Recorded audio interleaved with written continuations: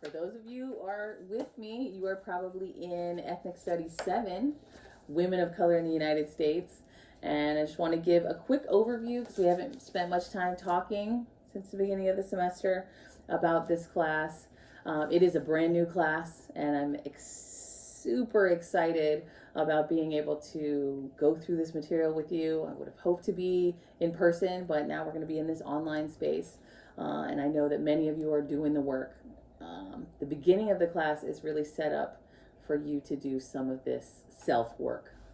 And that's what you see in your assignments, is really pushing you to think about race and gender. When did those things really show up for you in your life, right? And that knowledge and wisdom that you bring into our space to really share. And so you're going to see more discussions as we get past the middle of the semester. But you've seen that some of those Centis Pesante journals are up. There are other items for you to do the work. So be sure that you are keeping up with the readings, making sure you're watching the videos. And again, at the beginning of every module, there is a mindfulness exercise. It is there to really give you space for self-care and space to reconnect so that you can be engaged in this work. Some of it can be very triggering. If that is, something that is happening to you, take some space from it and let me know if you need any additional support.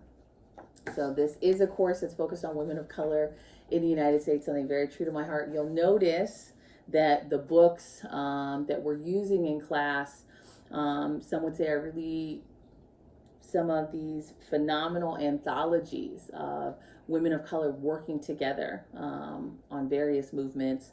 This book, I will say, This Bridge Called My Back, changed my life. It was really a touchstone for me in terms of my politics, in terms of my activism, in terms of the work that I do on myself, connecting to my own identity and giving myself space to do that work.